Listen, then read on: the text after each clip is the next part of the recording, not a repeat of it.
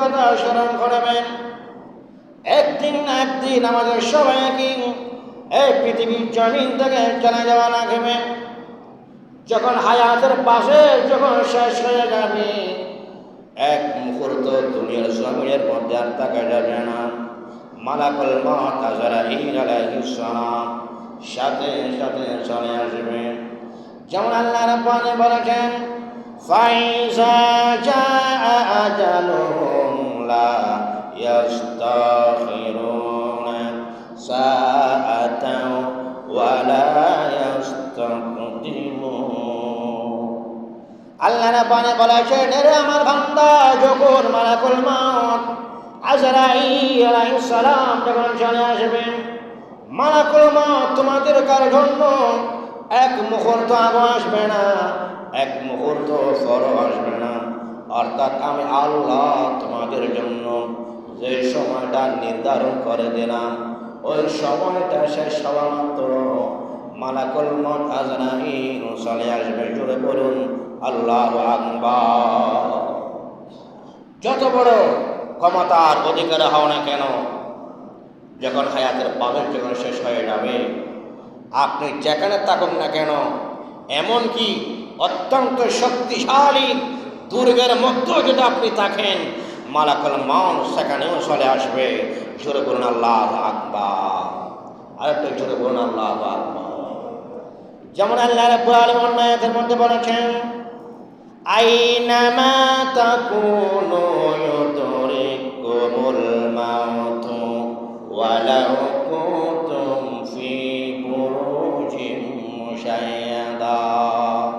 এরে আমার বান্দা, তোমরা যেখানে থাকো না কেন, এমনকি অত্যন্ত মজবুত অত্যন্ত শক্তিশালী সুড়ঙ্গের মধ্যে যদি তুমি থাকো, মালাকুল মউত সেখানেও চলে আসবে। জোরে বলুন আল্লাহু আকবার। এজন্য সময় থাকতে আল্লাহ পাক আমাদেরকে যে হায়াতটা দিয়েছেন, ওই হায়াতের মূল্যায়ন করতে হবে। তাহলে আপনি মৃত্যুর পরে আল্লাহ পাক আপনাকে জান্নাত দান করবে। জোরে বলুন সুবহানাল্লাহ। আরেকটু জোরে বলুন সুবহানাল্লাহ। মৃত্যু এমন একটা মৃত্যু,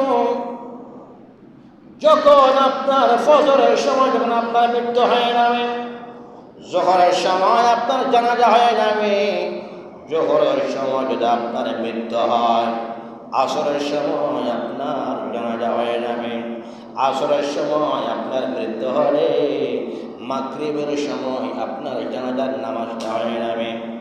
দুনিয়ার মানুষ আর বেশি দেরি করবে না, এমনকি আপনার বিবি পর্যন্ত বলবে, আপনার ছেলে সন্তানরা পর্যন্ত বলবে, আর বেশিক্ষণ দেরি করা যাবে না, মাইকের মধ্যে এলান করে দাও, আর বেশিক্ষণ দেরি করা যাবে না। জানাজার নামাজটা পড়ার পরে আমাদের সবাইকে একটা জায়গার মধ্যে রেখে আসবেন, যে জায়গার নাম হলো কবর। ওই কবর এমন একটি জায়গা, যদি আপনি ভালো আমল করেন, যদি আপনি কবরের মধ্যে যান, তাহলে ওই কবর আপনার জন্য ভালো ব্যবহার করবে, আপনাকে সম্মান করবে। আর যদি দুনিয়ার জমিনে নাফরমানি করে যদি আপনি কবরের মধ্যে যান, তাহলে ওই কবর আপনার জন্য খারাপ ব্যবহার করবে। ওই কবর আপনাকে এমন চাপ দেবে, ডান দিকের হাত বাম দিকে চলে যাবে, বাম দিকের হাত ডান দিকে চলে যাবে। তখন আপনাকে বাঁচানোর জন্য আর কেউ থাকবে না। যদি আপনি 5 ওয়াক্ত নামাজটা পড়ে যদি আপনি কবরের মধ্যে যেতে পারেন, তাহলে ওই 5 ওয়াক্ত নামাজ আপনার জন্য পাহারাদার হয়ে যাবে, উত্তম আমল আপনার জন্য নাজাতের উসিলা হয়ে যাবে। শুধু বলুন সুবহানাল্লাহ। আল্লাহুম্মা সাইয়্যিদিনা মাওলানা মুহাম্মদ ওয়া আলা আলিহি মাওলানা। হারিয়ে যাব একদিন আমি, রব নাইব চিরদিন। হারিয়ে যাব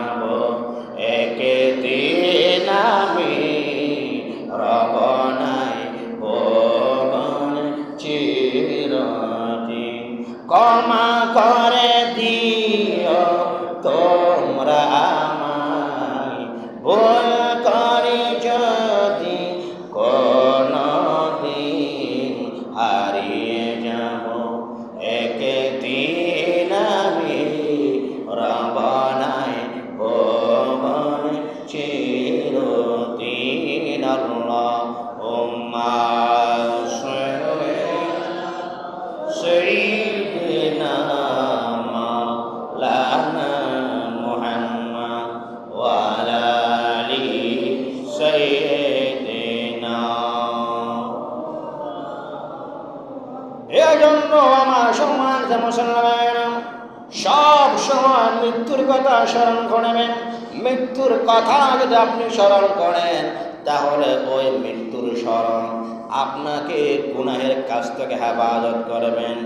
ওই মৃত্যুর সময় আমাকে তো একদিন দুনিয়া থেকে মৃত্যুবরণ করা লাগবে। এই কথা যখন আপনি স্মরণ করবেন তাহলে আপনি গুনাহের কাছ থেকে বাঁচতে পারবেন। মৃত্যু এত বেশি কঠিন হবে, কাফের মুশরিক বেঈমানের জন্য মৃত্যুর যন্ত্রণা এত বেশি কঠিন হবে, 70টা তরবারির আঘাতের চেয়েও আরো বেশি কষ্ট হবে।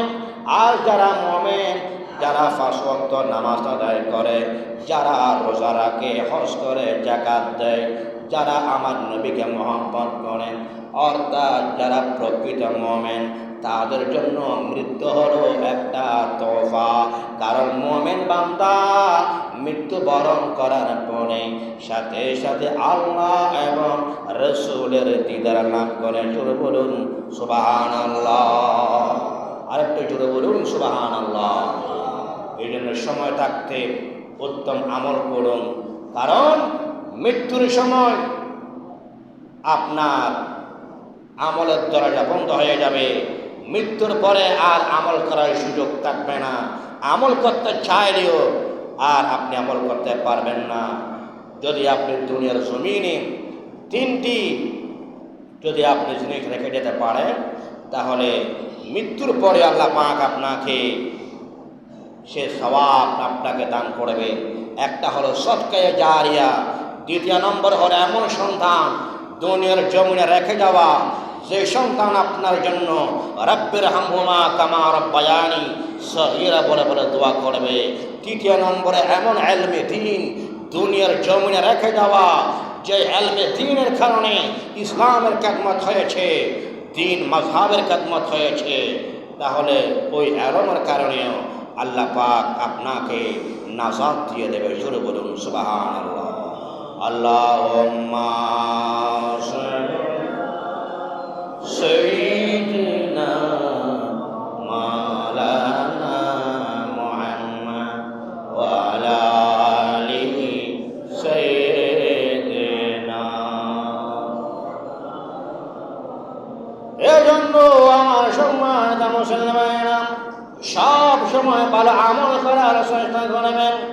ওই হাসরের ময়দানে আল্লাহ রাব্বুল আলামিন প্রত্যেকটা মানুষের কাছে প্রশ্ন করবেন, ওরে যুবক, আমি তোমাকে হায়াত দিলাম, ওই হায়াত তুমি কোথায় কাটিয়েছো?